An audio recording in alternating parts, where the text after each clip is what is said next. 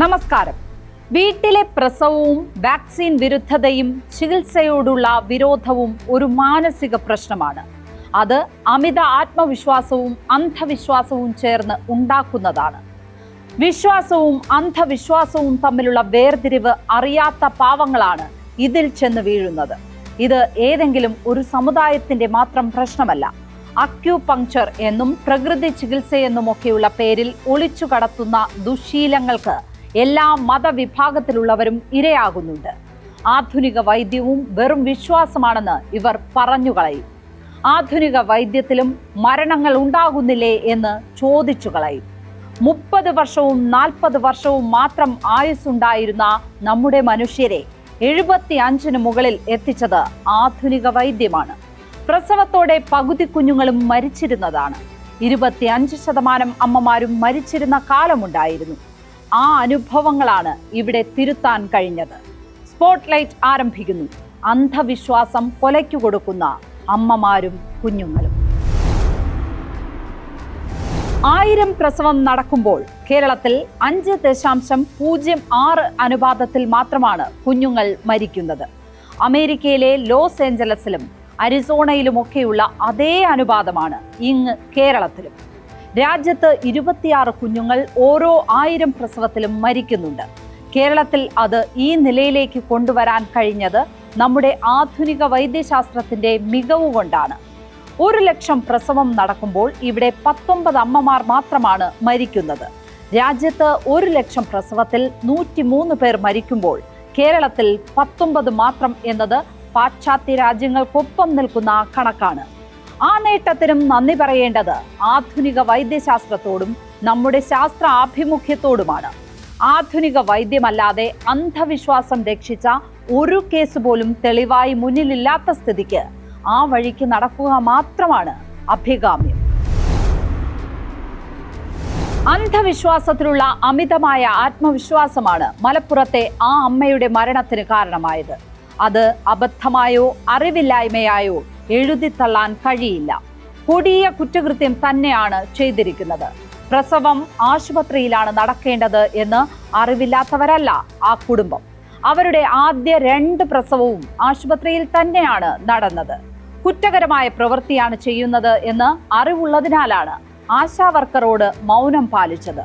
ഗർഭിണിയല്ലെന്നും മറ്റു പ്രശ്നങ്ങളില്ല എന്നുമാണ് വന്നന്വേഷിച്ച ആശാവർക്കർമാർക്ക് നൽകിയ മറുപടി. സർക്കാർ സംവിധാനം ആ വീട്ടിലേക്ക് എത്താത്തത് കൊണ്ടല്ല ഇങ്ങനെ ഒരു തീരുമാനം എടുത്തത് എന്ന് വ്യക്തം. ഇവരുടെ സ്വയം ചികിത്സയോട് ബന്ധുക്കൾ ഉൾപ്പെടെ എതിരായിരുന്നു എന്നതിന് തെളിവാണ് മൃതദേഹം പെരുമ്പാവൂരെ വീട്ടിൽ എത്തിച്ചപ്പോഴുള്ള പ്രതികരണം. ചുട്ട കോഴിയെ പറപ്പിക്കും എന്ന് അവകാശപ്പെടുന്ന പ്രതിയോട് സ്വന്തം ജീവിത പങ്കാളിക്ക് ജീവൻ നൽകാനാണ് ബന്ധുക്കൾ ആവശ്യപ്പെടുന്നത്. കുറ്റകൃത്യമാണ് നടന്നത് എന്ന് ബോധ്യമുള്ളതിനാലാണ് രാത്രിക്ക് രാത്രി ആംബുലൻസിൽ മൃതദേഹം ഭാര്യയുടെ നാട്ടിലേക്ക് കൊണ്ടുവന്നത്. ആരെയും അറിയിക്കാതെ ഖബറടക്കാനാണ് നീക്കം നടത്തിയത്. ഈ മരണവുമായി ബന്ധപ്പെട്ട് നടന്നതെല്ലാം കൊടിയ കുറ്റകൃത്യങ്ങളാണ് എന്നതിന് ഇതിനപ്പുറം തെളിവുകൾ വേണ്ട. വിശ്വാസത്തിനും ജീവിതത്തിനും പരസ്പരം ഒരു അതിരുണ്ട്. ജീവിതത്തിന്റെ എല്ലാ മേഖലകളിലേക്കും വിശ്വാസം കടന്നുകയറിയാൽ പിന്നെ ഇതുപോലുള്ള അപകടങ്ങൾ ഉണ്ടാകും.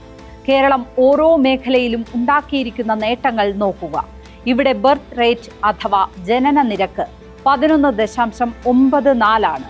1000 പേർക്ക് 11.94 ജനനം എന്നാണ് ഈ കണക്ക്. 1967 ബർത്ത് റേറ്റ് ഇവിടെ 20.69 ആയിരുന്നു. ശിശു മരണ നിരക്ക് 1000-ന് 20.93 ആയിരുന്നു. അതാണ് 5.06 എന്ന നിലയിലേക്ക് താഴ്ന്നത്. 1967 100,000 പ്രസവം നടക്കുമ്പോൾ 84 അമ്മമാർ ഇവിടെ മരിച്ചിരുന്നു. ഇപ്പോഴത് 19 മാത്രമാണ്. ഇങ്ങനെ ശിശു മരണ നിരക്കിന്റെയും മാതൃമരണ നിരക്കിന്റെയും ഏത് കണക്കുകൾ എടുത്താലും കേരളം മെച്ചപ്പെട്ട നിലയിലാണ്. ഈ സാഹചര്യം ഇവിടെ ഉണ്ടായത് ഓരോ താലൂക്ക് ആശുപത്രികളിലും ഉള്ള മികച്ച സൗകര്യങ്ങൾ കൊണ്ടാണ്. സ്വകാര്യ ആശുപത്രികളോട് കിടപിടിക്കുന്ന സൗകര്യങ്ങളും സംവിധാനങ്ങളും ഉള്ളവയാണ് കേരളത്തിലെ ഓരോ താലൂക്ക് ആശുപത്രിയും. താലൂക്ക് ആശുപത്രികളിൽ സാധിക്കാത്തവയാണെങ്കിൽ സർവ്വസജ്ജമായ മെഡിക്കൽ കോളേജുകൾ ഉണ്ട്.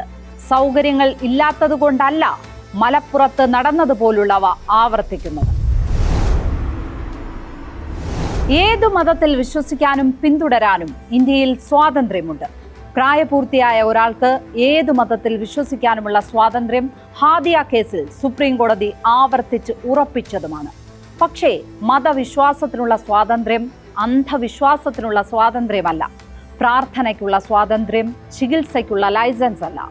ചികിത്സയും പരിചരണവും നടത്താൻ യോഗ്യതയുള്ളവർ തന്നെ വേണം. മതത്തിലെ ഏതെങ്കിലും ഭാഗം തെറ്റായി വ്യാഖ്യാനിച്ച് സ്വയം ചികിത്സ നടത്തുന്നവർക്കെതിരെ ക്രിമിനൽ കുറ്റം ചുമത്തുക തന്നെ വേണം. സിറാജുദ്ദീൻ ഇപ്പോൾ അമ്മയില്ലാതാക്കിയത് ജനിച്ച ആ കുട്ടിക്ക് മാത്രമല്ല, മുമ്പുണ്ടായിരുന്ന 4 കുഞ്ഞുങ്ങൾക്കു കൂടിയാണ്. ആ കുഞ്ഞുങ്ങളുടെ ഇനിയുള്ള വളർച്ചയ്ക്ക് ആരു മേൽനോട്ടം വഹിക്കും? അവർ പ്രായപൂർത്തിയാകുന്നതുവരെയും സ്വന്തമായി പെരുമാറാൻ പഠിക്കുന്നതുവരെയും ആര് അവരെ നയിക്കും? വാക്സിൻ എടുക്കാതെ കുഞ്ഞുങ്ങൾക്ക് പകർച്ചവ്യാധി ഉണ്ടാക്കുന്ന രക്ഷിതാക്കൾക്കു കൂടിയുള്ളതാണ് ഈ മുന്നറിയിപ്പ്. സ്പോട്ട്ലൈറ്റ് ഇനി മറ്റൊരു വിഷയവുമായി നാളെ ഇതേ സമയം. നമസ്കാരം.